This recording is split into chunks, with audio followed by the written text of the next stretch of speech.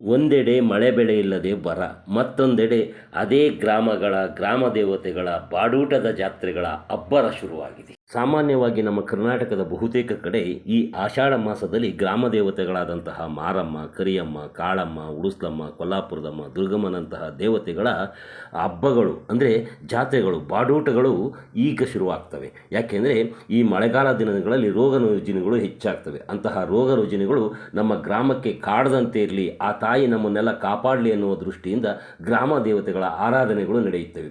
ಈ ಆರಾಧನೆ ಹೇಗಿರ್ತವಪ್ಪ ಅಂದರೆ ಬಹುತೇಕ ಹೆಚ್ಚು ಕಮ್ಮಿ ನಾನ್ ವೆಜ್ಜು ಅಂದರೆ ಮಾಂಸಾಹಾರವೇ ಆಗಿರ್ತದೆ.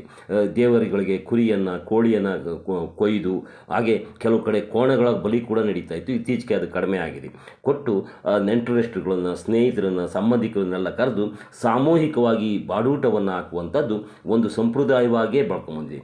ಹಿಂದೆ ಈ ಊರಿನಲ್ಲಿ ಸ್ಥಿತಿವಂತರು ಮಾತ್ರ ಇಂತಹ ಅದ್ಧೂರಿ ಹಬ್ಬಗಳನ್ನು ಹೆಚ್ಚಾಗಿ ಮಾಡ್ತಾಯಿದ್ರು.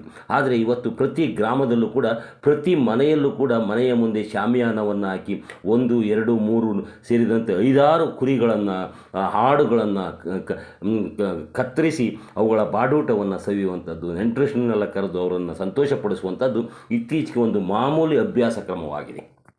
ಈ ನಮ್ಮ ತುಮಕೂರು ಜಿಲ್ಲೆಯಲ್ಲೂ ಕೂಡ ಈ ಗ್ರಾಮ ದೇವತೆಗಳ ಬಾಡೂಟದ ಹಬ್ಬಗಳು ಈಗಾಗಲೇ ಶುರುವಾಗಿದ್ದು, ಎಲ್ಲ ಗ್ರಾಮಗಳಲ್ಲೂ ಒಂದೇ ದಿನ ಇದು ನಡೆಯೋದಿಲ್ಲ. ಬದಲಾಗಿ ಆ ಊರಿನ ಪರಿಸ್ಥಿತಿ, ಆ ಊರಿನ ಎಲ್ಲರ ಒಟ್ಟುಗೂಡುವಿಕೆಯ ತೀರ್ಮಾನದಂತೆ ನಡೀತವೆ. ಸಾಮಾನ್ಯವಾಗಿ ಮಂಗಳವಾರ ಮತ್ತು ಬುಧವಾರ ಈ ಬಾಡೂಟದ ಹಬ್ಬಗಳು, ಜಾತ್ರೆಗಳು ನಡೀತವೆ. ಹಿಂದೆ ಈ ಗ್ರಾಮ ದೇವತೆಗಳ ಹಬ್ಬಗಳನ್ನು ಈ ಯುಗಾದಿ ಹಬ್ಬ, ಮಾರನಾಮಿ ಹಬ್ಬದಂತೆ ಪ್ರತಿ ವರ್ಷ ಕೂಡ ಮಾಡ್ತಾ ಇರಲಿಲ್ಲ. 2 ವರ್ಷಕ್ಕೋ, 3 ವರ್ಷಕ್ಕೋ, 5 ವರ್ಷಕ್ಕೋ, 10 ವರ್ಷಕ್ಕೂ ಒಮ್ಮೆ ಮಾಡ್ತಾಯಿದ್ರು. ಹೀಗಾಗಿ ಆ ಜಾತ್ರೆಗಳಿಗೆ ಅಂದರೆ ಆ ಜಾತ್ರೆಯ ಕಾಲಾವಧಿ ದೀರ್ಘವಾದಷ್ಟು ಅವುಗಳ ಮಹತ್ವ ಹೆಚ್ಚಾಗ್ತಿತ್ತು. ಆದರೆ ಇತ್ತೀಚೆಗೆ ಏನಾಗ್ಬಿಟ್ಟಿದೆ ಅಂದರೆ ಪ್ರತಿ ವರ್ಷ ಕೂಡ ಮಾಡಲಿಕ್ಕೆ ಶುರು ಮಾಡಿದ್ದಾರೆ. ಹೀಗಾಗಿ ಪ್ರತಿ ಮನೆಯಲ್ಲೂ ಒಂದು ಗ್ರಾಮ ದೇವತೆಯ ಹಬ್ಬ ಒಂದು ವರ್ಷ ಮಾಡಬೇಕು ಅಂದರೆ ಸುಮಾರು ಲಕ್ಷಾಂತರ ರೂಪಾಯಿ ಖರ್ಚಾಗ್ತದೆ. ಇದಕ್ಕಾಗಿ 30,000 40,000ಗಳನ್ನು ಕೊಟ್ಟು ಕುರಿಗಳನ್ನು ಖರೀದಿ ಮಾಡ್ತಾರೆ.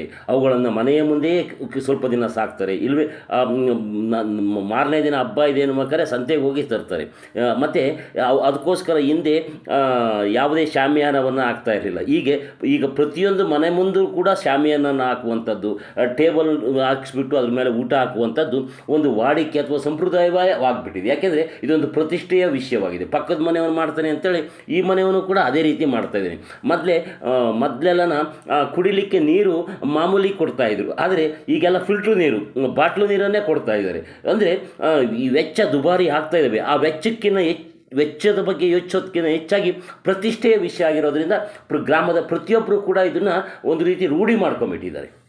ಗ್ರಾಮ ದೇವತೆಯ ಹೆಸರಿನಲ್ಲಿ ಭಕ್ತಿಯಿಂದ ನಡೆಯುವಂತಹ ಈ ಬಾಡೂಟದ ಹಬ್ಬವಾದರೂ ಕೂಡ ಬಾಯಲ್ಲಿ ನೀರೂರಿಸುವಂತೆಯೇ ಇರ್ತದೆ. ಹಿಂದೆಲ್ಲನ ಮುದ್ದೆ ಮತ್ತು ಬಾಡೂಟದ ಸಾರು ಅಷ್ಟೇ ಇರ್ತಾಯಿತ್ತು. ಈಗ ಫ್ರೈಗಳು, ಬೋಟಿ ಫ್ರೈ ಇರ್ತದೆ, ಚಿಕನ್ ಫ್ರೈ ಇರ್ತದೆ, ಕಬಾಬ್ ಕೂಡ ಮಾಡ್ತಾರೆ. ಹೀಗೆ ವೈವಿಧ್ಯಮಯವಾದಂಥ ಅಡುಗೆಯನ್ನು ಮಾಡಿ ಬಡಿಸುವಂಥದ್ದು ಅವರ ಪ್ರತಿಷ್ಠೆತೆಯನ್ನು ಹೆಚ್ಚಿಸ್ತಾ ಇದೆ. ಜೊತೆಗೆ ಈರುಳ್ಳಿ, ಸೌತೆಕಾಯಿ, ನಿಂಬೆಹಣ್ಣು ಎಲ್ಲವನ್ನು ಕೂಡ ಅದೊಂದು ಪ್ರತಿಷ್ಠೆಯ ವಿಷಯ ಅನ್ನೋ ರೀತಿಯಲ್ಲಿ ಪರಿಗಣಿಸಿ ಅದನ್ನು ಮಾಡ್ತಾ ಇದ್ದಾರೆ. ಮತ್ತು ಸಾಮಾನ್ಯವಾಗಿ ನೀವು ಯಾವುದೇ ಒಂದು ಗ್ರಾಮದಲ್ಲಿ ಆ ಊರಿನಲ್ಲಿ ಬಾಡೂಟದ ಹಬ್ಬ ಅಥವಾ ಗ್ರಾಮ ದೇವತೆಯ ಜಾತ್ರೆ ನಡೀತಿದೆ ಅಂದರೆ ಅಲ್ಲಿ ಆ ದಿನ ಟ್ರಾಫಿಕ್ ಇದ್ದೇ ಇರ್ತದೆ. ಯಾಕೆಂದರೆ ಎಲ್ಲ ಊರಿನವರು, ಸ್ನೇಹಿತರು ಹೆಚ್ಚು ಆಹ್ವಾನಿಸೋದ್ರಿಂದ ಪ್ರತಿಯೊಬ್ಬರು ನುಗ್ಗಿ ದಬಾಯಿಸಿ ಬರೋದರಿಂದ ಆ ಊರು ಇಡೀ ಜಮಕಾಯಿಸಿರ್ತದೆ, ಅಂದರೆ ಜಾಮ್ ಆಗಿಬಿಟ್ಟಿರ್ತದೆ.